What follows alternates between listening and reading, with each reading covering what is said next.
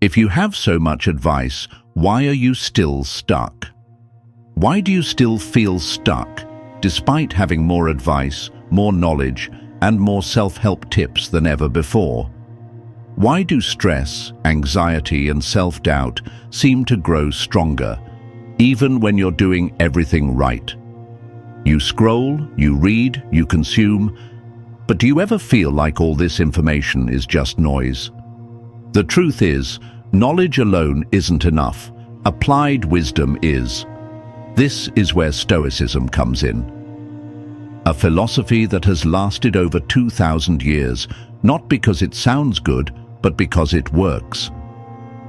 What if you could silence the distractions, prioritize yourself without guilt, master your emotions instead of being controlled by them? In this video, I'll show you 12 Stoic principles that will shift the way you think, act, and live. Are you ready to stop overthinking and start taking control? Then stay with me, because by the end of this video, you won't just understand Stoicism, you'll start living it. Let's begin. 1. You are the gardener of your own life. Title. Question. Are you cultivating growth or letting weeds take over? Imagine your life as a garden. Every thought, every action, every relationship, these are the seeds you plant. Some will grow into strength, wisdom, and peace, while others, they'll drain your soil, suffocate your growth, and leave you empty. Now, ask yourself, who's tending your garden? Are you the one shaping your life? Or have you let others take control, telling you what to think, how to feel, who to be? The Stoics understood something crucial. Your well-being must not depend on external forces. Marcus Aurelius, one of the greatest Stoic thinkers, said, "You have power over your mind, not outside events. Realize this, and you will find strength." Yet most people do the opposite. They let the outside world dictate their emotions, their choices, their value. But you don't have to. Self-reliance isn't about isolation. It's about understanding who and what truly adds value to your life. A healthy garden needs sunlight, water, and nourishment. But it also needs boundaries to keep out the weeds, the pests, the forces that steal its energy. And just like a garden, your mind needs the same care. Not every opinion deserves space in your mind. Not every person deserves access to your energy. Not every battle is worth fighting. So, what are you allowing to grow? Here's where Stoicism gives you a simple but powerful solution. Focus only on what is within your control. You can't control the weather, but you can decide how to dress. You can't control other people, but you can control your response. You can't erase the past, but you can decide what you learn from it. Every day, you make choices that either cultivate your garden or let it wither. So, what's the first step? Start by identifying one thing in your life that is draining you, an unnecessary worry, a toxic habit, a distraction that doesn't serve you. Then ask yourself, is this within my control? If the answer is no, let it go. If the answer is yes, take action today. You are the gardener of your own life, no one else. If you don't take control, someone else will. And in the end, the life you live will be the life you chose, either by action or by inaction. Now that you understand the power of self-reliance, let's talk about something equally important. The power of mystery and selective sharing, and why keeping parts of your life private makes you stronger. The moment you take control of your own garden, your thoughts, your actions, your boundaries, you stop living on autopilot. You stop letting others dictate your emotions, your choices, your self-worth. But there's another key to real power, and it's something most people overlook. the ability to remain a mystery. In a world where everyone overshares, where people seek validation through attention, true strength lies in knowing what to share and what to keep private. Let's talk about it. Mo dan gentio getieptheo. 2. Master the power of mystery and selective sharing. Title. Question: are you giving away your power without realizing it? We live in a world where oversharing is the norm. People broadcast their struggles, their wins, their personal lives, all in real time, all for the world to see. But here's something to think about. Every time you share, you give away a piece of your power. Not everything needs an audience. Not every thought needs validation. And not every move you make should be known by others. The Stoics understood this well. They knew that real power doesn't come from external approval. It comes from inner control. Seneca put it simply, as long as you live, keep learning how to live. And learning how to live starts with learning what to keep to yourself. Think about why people overshare. They want recognition. They want validation. They want to feel seen. But here's the irony. The more you rely on others for approval, the less control you have over yourself. You become dependent. Your emotions rise and fall based on the reactions of people who don't even know you. And worst of all, you make yourself predictable. If people always know what you're thinking, what you're doing, what your next move is, they can influence you. They can manipulate you. But when you cultivate mystery, you regain control. The Stoics believed that silence was often more powerful than speech. The more you reflect, the more you think before you speak, the more control you have over your own life. Because when you stop seeking validation, you stop giving people the ability to define your worth. And when people don't know everything about you, they can't use it against you. This is the power of selective sharing. So how do you apply this in your own life? Step 1. Pause before you share. Before you post, before you vent, before you seek validation, ask yourself, does this need to be said? Does this need to be shared? And if so, why? Step 2. Embrace the power of privacy. Not every success needs an audience. Not every struggle needs to be public. Some victories are best kept to yourself because they are yours alone. Step 3. Let people wonder. A person who is always talking reveals their entire hand. A person who moves in silence? They create intrigue. They build presence. They command respect without saying a word. Your words are like currency. Spend them wisely. The less you say, the more power you hold. The more you keep to yourself, the more people respect what you do share. And the moment you stop looking for external validation, you become unstoppable. Now that you understand the power of mystery, let's talk about something equally important. The power of holding back, observing, and letting others come to you. Let's dive into the next principle. Stop always being the one to initiate. Third stop, always being the one to initiate. Title. Question. What happens when you stop chasing? Have you ever noticed you're always the one reaching out first? The one sending the first message, making the first call, checking in, making plans. But what happens when you stop? Do people still show up? Or does everything suddenly go silent? This is a hard truth to face, but it's also a powerful lesson. Because always being the one to initiate is more than just effort. It's a habit that reveals something deeper. It signals a hidden need for validation, a fear of being forgotten, a belief that if you don't reach out, no one will. But the Stoics had a different way of seeing this. They understood that true self-worth isn't measured by how others respond to you. It's measured by how little you need their response.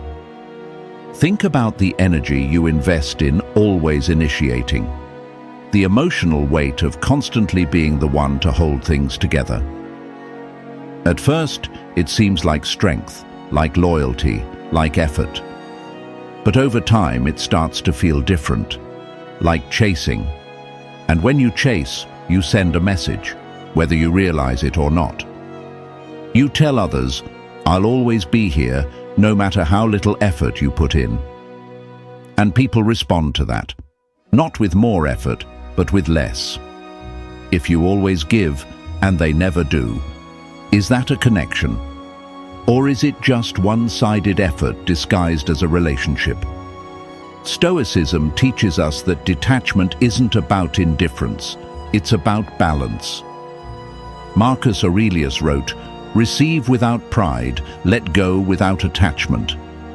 This applies to everything, including relationships. Because a healthy connection isn't about how much you give, it's about what is given back. And if you're always the one making the effort, always filling the silence, always bridging the distance, then you're not in a connection, you're in a cycle. So what do? Step 1. Observe the patterns. Stop initiating for a while. See who notices. See who steps forward. If they reach out, that's effort. That's a real connection. If they don't, that's information. That's clarity. Step 2. Shift your mindset. Realize that you don't need to chase to be valued.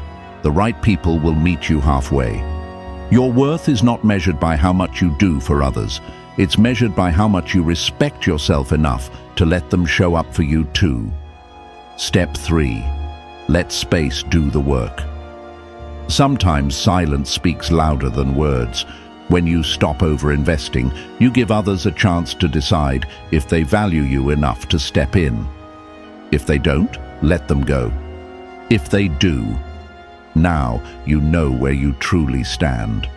You don't have to chase what's meant for you. And you don't have to hold on to what isn't. Now that you understand the power of stepping back, let's talk about something just as important. Not just being respected, but commanding it. Let's move to the next principle, cultivating a presence that commands respect. 4. Cultivate a presence that commands respect. Title question: why do some people instantly command respect, while others are ignored? Have you ever walked into a room and felt an instant shift? Some people don't need to demand attention, they naturally command it. It's not about status, not about money, not even about looks. It's about presence, a quiet strength, a controlled energy, the kind of person who doesn't need to prove anything because their actions already speak for them. But what creates that kind of presence? And more importantly, how can you develop it? The Stoics had the answer. Many believe respect is something you can force.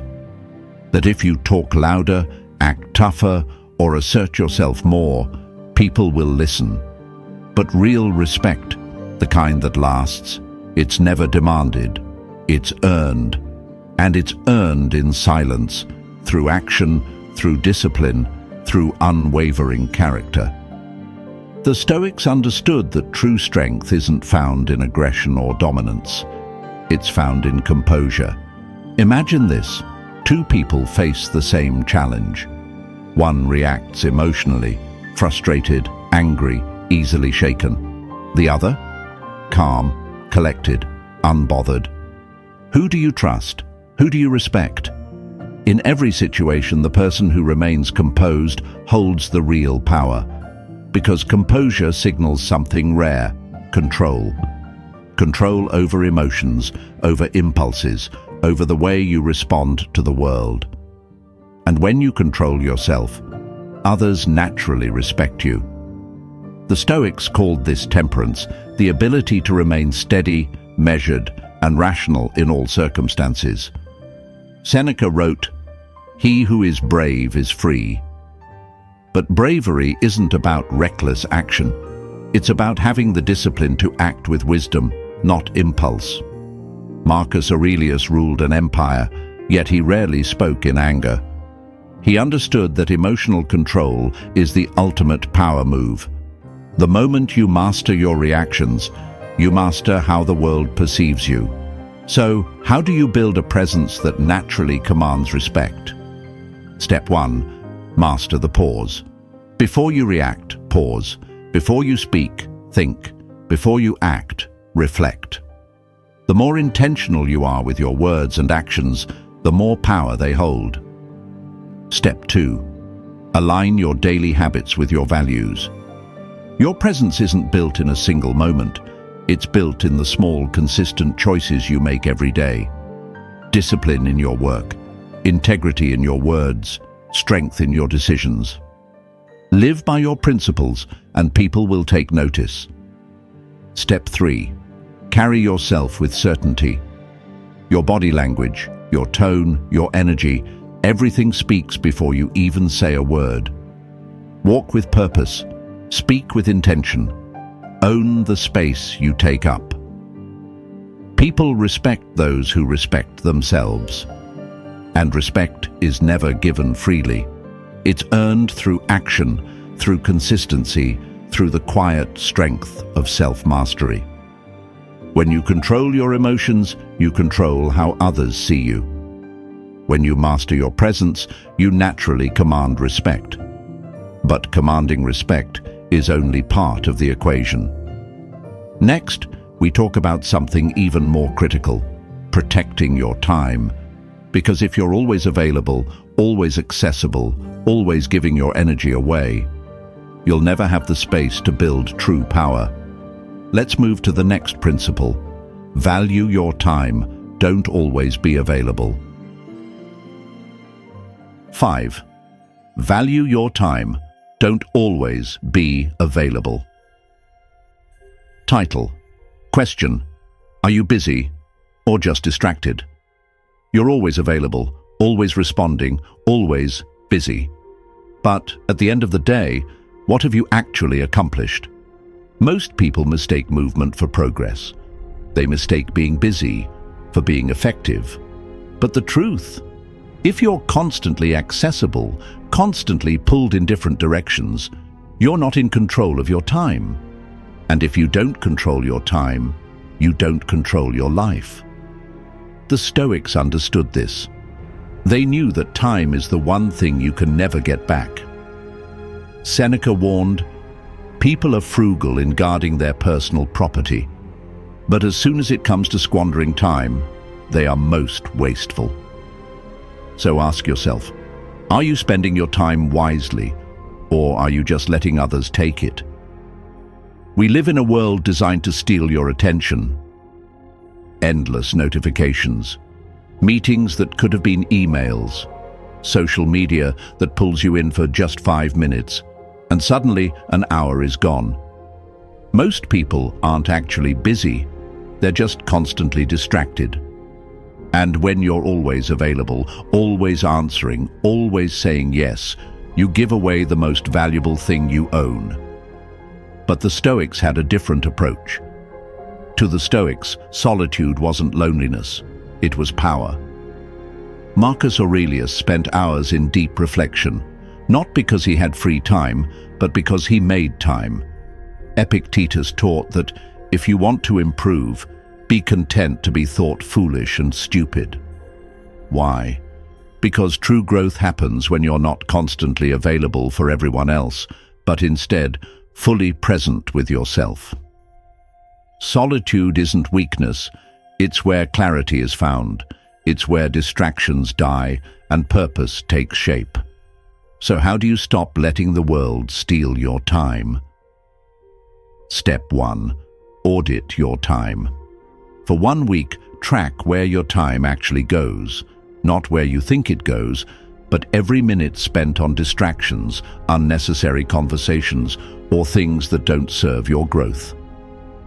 Most people are shocked when they see how much time they give away. Step 2. Set boundaries. Not every call needs an immediate answer. Not every message needs a reply. If something doesn't align with your priorities, it's okay to say no. Because every time you say yes to something meaningless, you're saying no to something important. Step 3. Create sacred hours. Block out time where you are completely unreachable.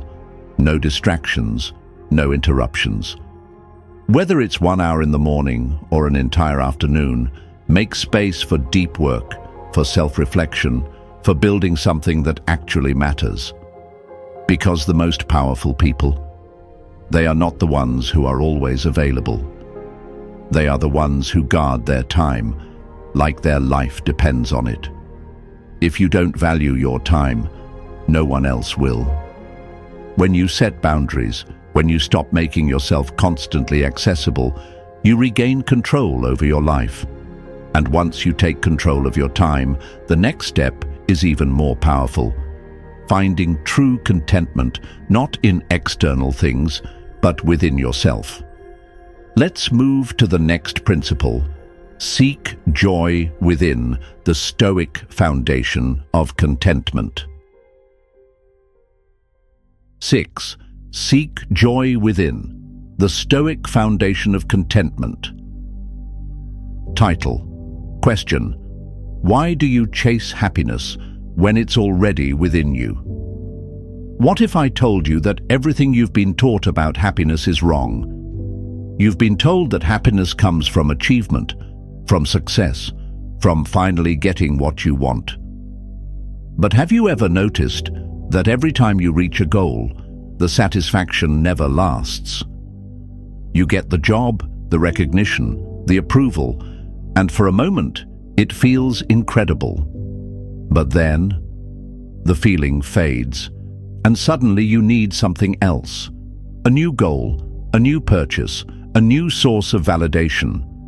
The Stoics understood this cycle. They knew that external happiness is fleeting, but internal peace, that lasts.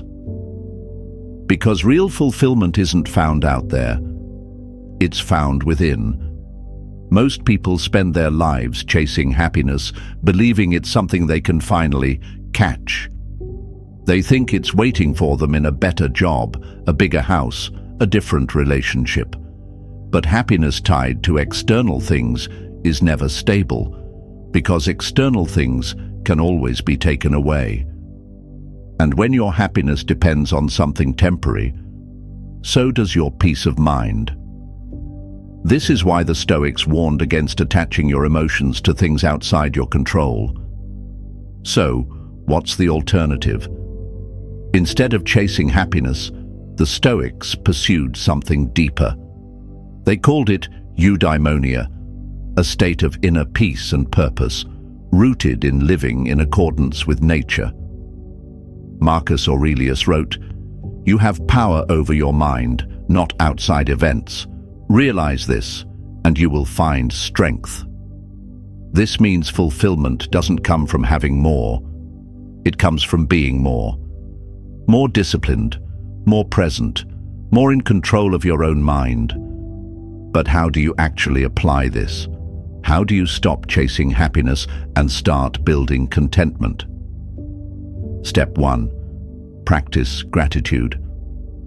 Most people focus on what they don't have. The Stoics trained themselves to focus on what they do. Gratitude isn't about ignoring ambition.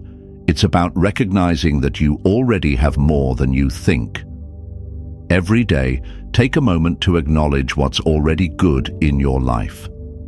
Because when you stop waiting for happiness, you realize it's been here all along. Step 2. Engage in deep self-reflection. Seneca wrote, "As long as you live, keep learning how to live." This means constantly checking in with yourself. Every night ask, did my actions today align with my values? Did I focus on what truly matters? Most people drift through life without questioning their choices, but the more you reflect, the more control you have over your mind. Step 3. Live a virtue-driven life. The Stoics believed that true fulfillment doesn't come from pleasure, but from virtue, integrity, discipline, wisdom, courage. When you focus on building character rather than chasing fleeting emotions, you create a life that feels fulfilling regardless of circumstances. Because a person who lives by their principles never feels empty. Happiness is not something you find, it's something you build within yourself. And once you stop chasing it externally, you realize you were never lacking it to begin with. But inner peace is only one part of self-mastery. The next step, becoming so valuable that others invest in you. Let's move to the next principle. Become valuable and let others invest in you. 7. Become valuable and let others invest in you. Title. Question. Do you want attention or real influence? Think about the people you admire most, the ones who command respect, the ones others seek out. What makes them different? It's not because they beg for attention, it's because they bring value. Yet, most people do the opposite. They chase recognition instead of mastery. They crave validation instead of real contribution. But the Stoics had a different approach. They understood that influence isn't something you ask for, it's something you earn. And the way you earn it? By becoming so valuable that others invest in you. In today's world, people think success is about being seen. More followers, more likes, more visibility. But attention alone is meaningless if there's no substance behind it. When you chase attention, you become dependent on external approval. And the moment you need others to validate you, you give away your power. The Stoics understood this. They knew that real influence doesn't come from being noticed. It comes from being necessary. And to be necessary, you must offer something real. The Stoics believed that your greatest purpose is to refine yourself and contribute to something greater than yourself. Seneca said, "Do not waste time arguing what a good man should be one." This means less talking, less seeking approval, and more action. Visual, a craftsman honing his skills, a leader quietly making an impact. Instead of focusing on what you can get, focus on what you can give. Because when you become valuable, people will naturally recognize you. You won't have to chase opportunities. Opportunities will chase you. So how do you shift from seeking attention to commanding real value? Step 1. Develop a high-value skill. What do you offer that makes you stand out? Not just something cool, but something useful. A skill that benefits not just you, but others around you. Because value is built on competence, and competence takes deliberate practice. Step 2. Solve real problems. Instead of asking, "How can I get more attention?" ask, "How can I solve bigger problems?" The most respected people in history weren't focused on fame, they were focused on impact. When you make yourself useful, you don't need to seek recognition. It comes naturally. Step 3. Let others invest in you. When you bring real value, people notice. But instead of begging for opportunities, let others come to you. The best way to gain influence is to become so skilled, so competent, that people want to invest in you. This applies to business, relationships, and life. If you offer something rare, people will pay for it, respect it, seek it out. But you have to build it first. You don't gain influence by demanding it. You gain it by becoming someone worth investing in. And once you've mastered the art of providing value, the next step is even more important. Learning how to prioritize your own needs without guilt. Let's move to the next principle. Prioritize your needs without guilt. 8. Prioritize your needs without guilt. Title. Question. Is taking care of yourself selfish? You've been told your whole life to be selfless, to put others first, to always be available, to always say yes. And if you dare to prioritize yourself, you feel guilty. But here's the question. How can you take care of others if you're constantly running on empty?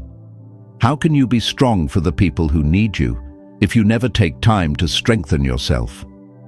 The Stoics understood this balance. They knew that self-care isn't selfish. It's necessary. Society glorifies self-sacrifice. We admire the people who give endlessly, who never say no, who prioritize everyone but themselves. But look closer. What happens to those people? They burn out. They feel resentful. They become exhausted shells of who they once were, because constantly giving without replenishing is not sustainable. The Stoics rejected this idea. They didn't believe in reckless self-sacrifice. They believed in balance. Because if you're constantly drained, constantly exhausted, you have nothing left to give. Imagine you're on a plane and the oxygen masks drop. What do they tell you to do first? Put your own mask on before helping others. Why? Because if you pass out from lack of oxygen, you can't help anyone. Life works the same way. If you don't take care of your physical, mental, and emotional health, you won't be able to take care of anyone else either. Prioritizing yourself isn't neglecting others. It's making sure you have the strength to show up for them when it truly matters. So how do you start prioritizing your needs without feeling selfish? Step 1. Learn to say no without guilt. Most people say yes out of obligation, not because they actually want to. But every time you say yes to something unimportant, you say no to something that truly matters. The Stoics believed in making decisions based on principle, not pressure. Ask yourself, does this align with my values, or am I just afraid to disappoint someone? Step 2. Set boundaries without apology. Your time, energy, and mental space are limited resources. If you don't guard them, people will take them. Set clear boundaries when you work, when you rest, when you disconnect. And when someone pushes back, remember, people who benefit from your lack of boundaries will be the first to resist when you create them. Step 3. Reframe self-care as a responsibility. You don't feel guilty for sleeping, eating, or breathing. So why feel guilty for taking time to recharge, to reflect, to focus on your own well-being? Self-care isn't an indulgence, it's your duty to yourself. And the better you take care of yourself, the stronger you'll be for those who truly need you. Self-care isn't selfish. It's the foundation of everything else in your life. Because if you don't take care of yourself, who will? And once you master this, the next step is even more powerful. Learning how to detach emotionally so that nothing, not people, not circumstances, can control your inner peace. Let's move to the next principle. Avoid emotional over-attachment. 9. Avoid emotional over-attachment. Title. Question. Do you own your emotions, or do they own you? You love, you care, you invest emotionally in the people around you. But what happens when that attachment turns into dependency? When your happiness rises and falls based on someone else's actions, when a single text can make or break your day, when you feel lost the moment someone pulls away. This isn't love. This isn't connection. This is emotional dependence, and it's one of the biggest threats to your peace of mind. But the Stoics knew a different way. They taught that true strength isn't about cutting people off or suppressing emotions. It's about detachment without indifference, love without dependency, caring without losing yourself. Emotional over-attachment isn't just about relationships. It's about how we connect in today's world. Social media has trained people to crave instant validation, likes, comments, attention. Messaging apps have created the expectation of immediate responses. If someone takes too long to reply, you start overthinking. And the worst part? Most people don't even realize how much control they've handed over to others. Your emotions should be yours, not controlled by a screen, not dictated by someone else's behavior, not dependent on things outside your control. The Stoics understood this long before social media existed. They called it the internal citadel. Imagine yourself as a fortress, a place of strength built on solid foundations, unshaken by external forces. The Stoics called this the internal citadel, a state of mind where nothing outside of you can dictate your emotions. Marcus Aurelius wrote, "You have power over your mind, not outside events. Realize this, and you will find strength." This doesn't mean you stop caring. It doesn't mean you stop loving. It means you stop needing external things to feel whole. So how do you build your own internal citadel? If you want to master your emotions, you must train yourself to detach without becoming distant. Step 1. Observe before reacting. Most emotional pain doesn't come from what happens. It comes from how we interpret what happens. The next time someone upsets you, pause. Instead of reacting immediately, ask yourself, is this worth my peace? 9 times out of 10, it isn't. Step 2. Shift from expectation to acceptance. Emotional suffering often comes from expecting people to behave a certain way and being disappointed when they don't. But here's the truth. People will do what they do. The world will move as it moves. The Stoics practiced amor fati, the love of fate, accepting things as they are, not as you wish them to be.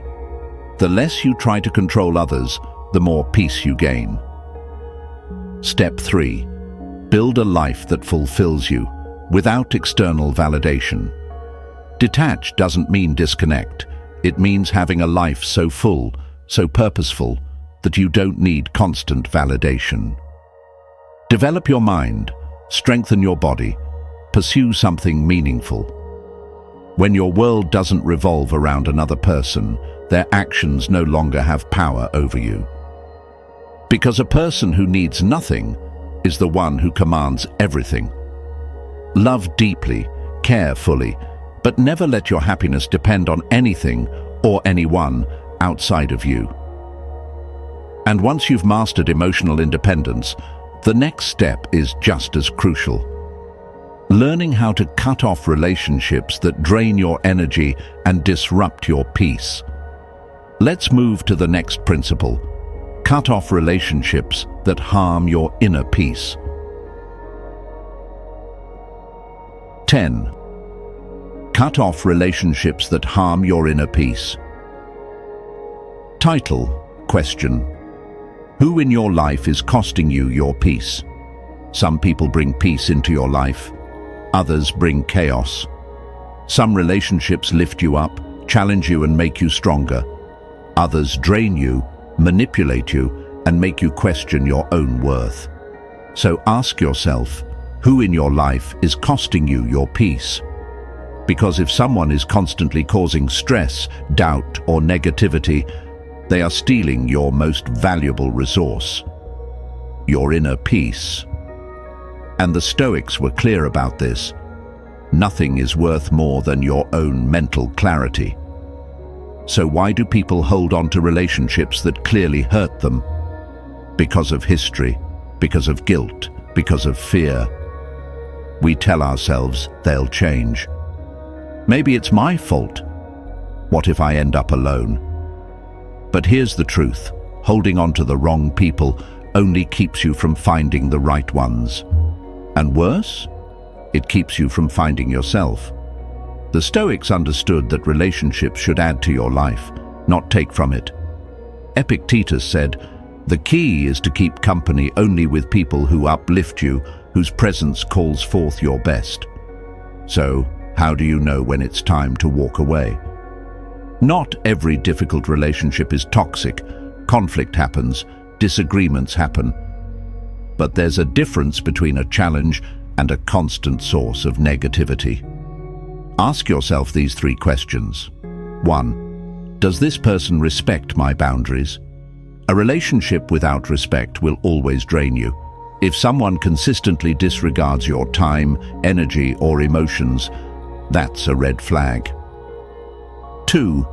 Does this person bring out the best in me or the worst? Some people challenge you to grow. Others drag you into drama, insecurity, or self-doubt.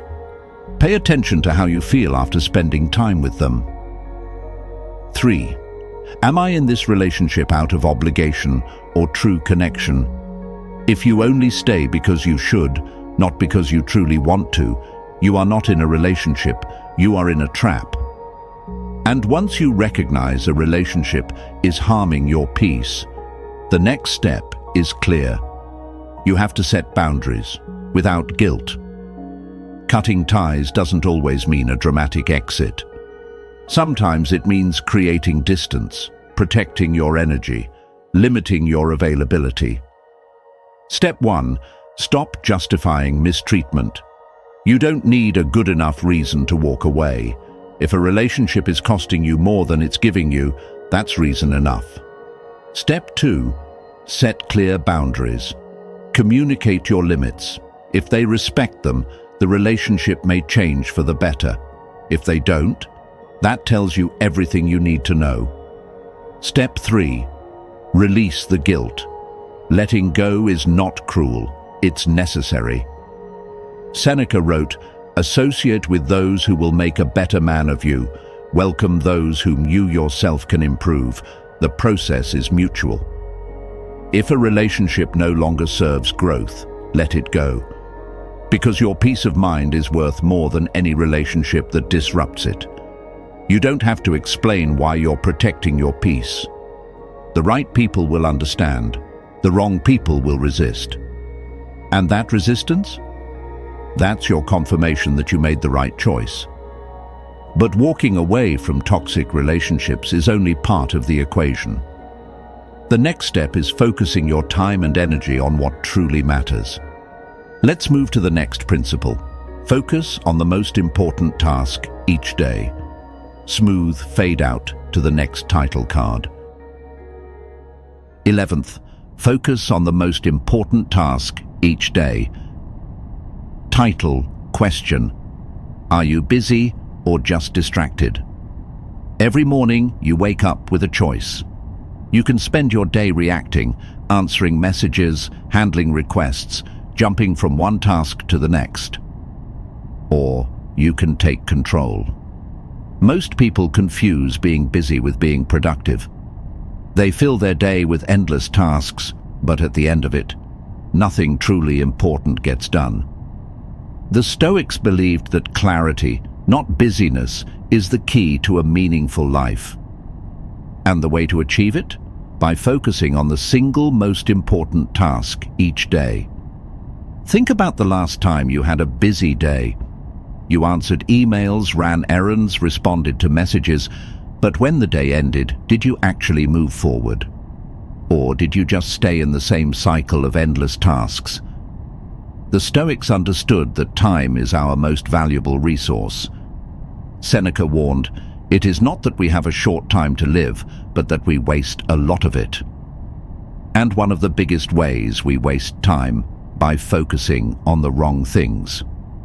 There's a rule in productivity called the Pareto principle. It states that 80% of your results come from just 20% of your actions.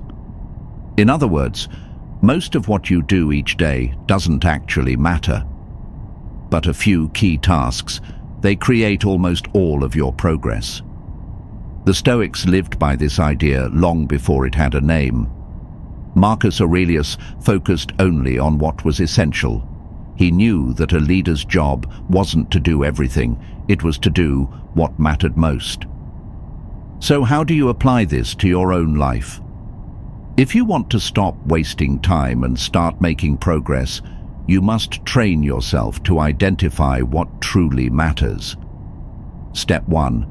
Start each morning with a reflection. Before you do anything else, before checking your phone, before diving into emails, pause. Ask yourself, if I could only accomplish one thing today, what would make the biggest impact? This isn't about doing more, it's about doing what matters. Step 2. Eliminate low-value tasks. Look at your to-do list. Now be brutally honest. Which tasks actually move you forward and which are just distractions?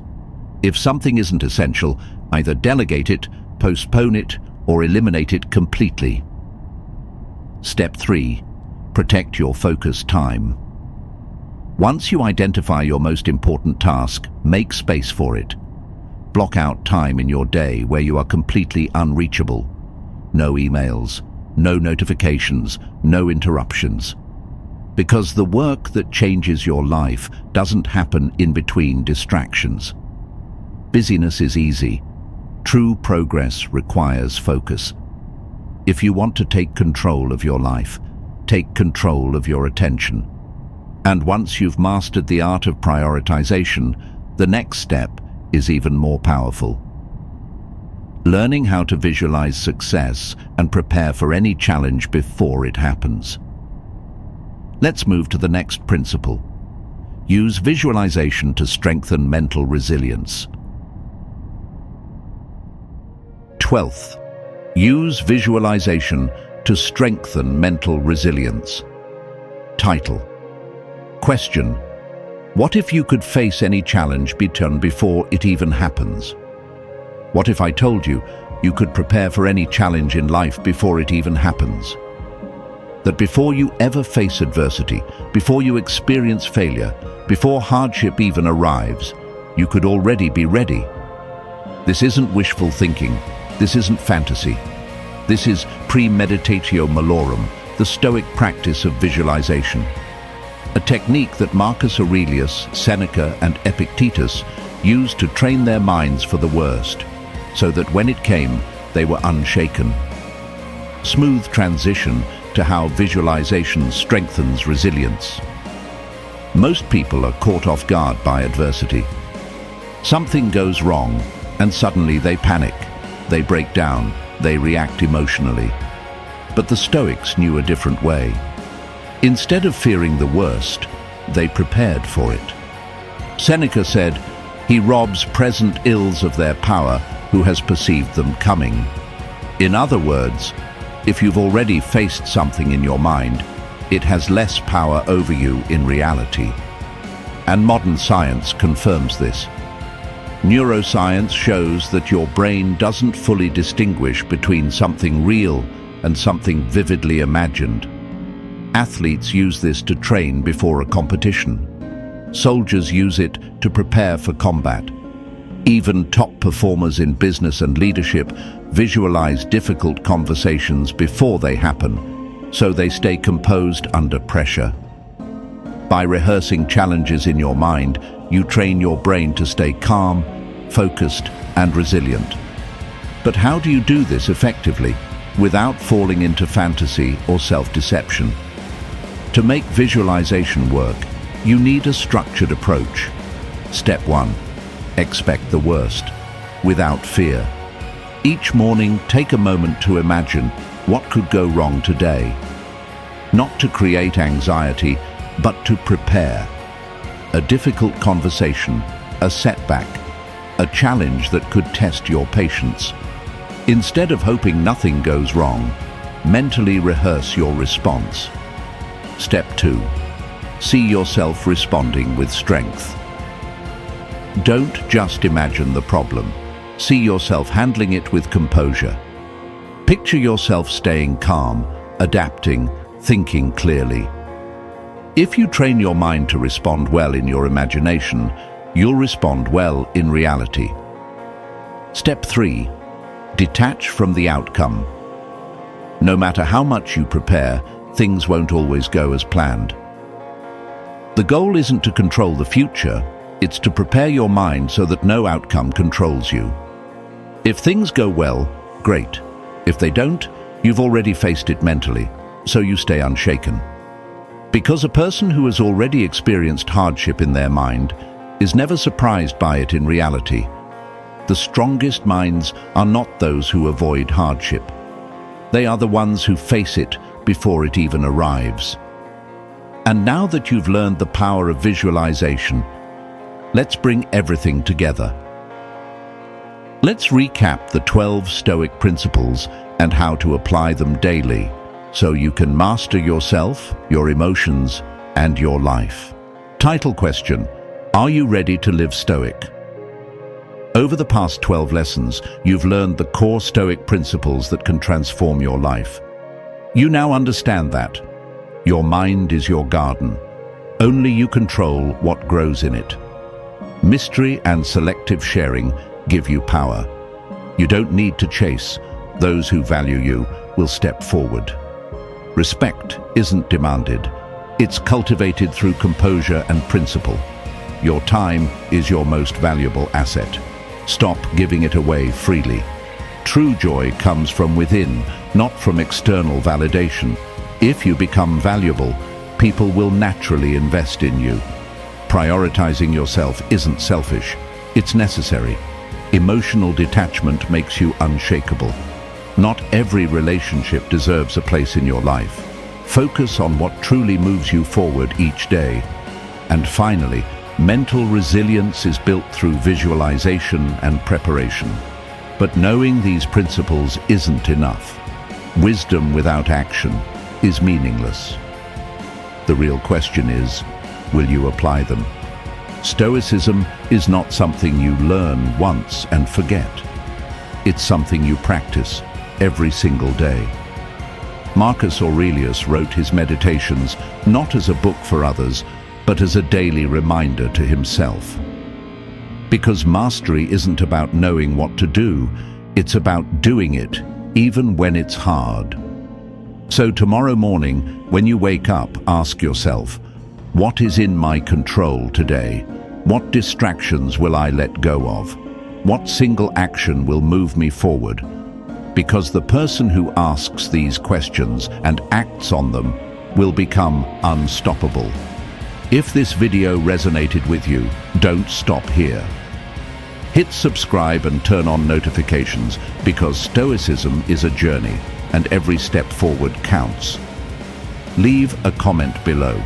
Which Stoic principle hit you the hardest? Which one will you apply today?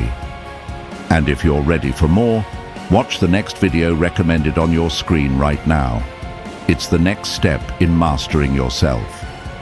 Remember, your mind is your fortress. Guard it well.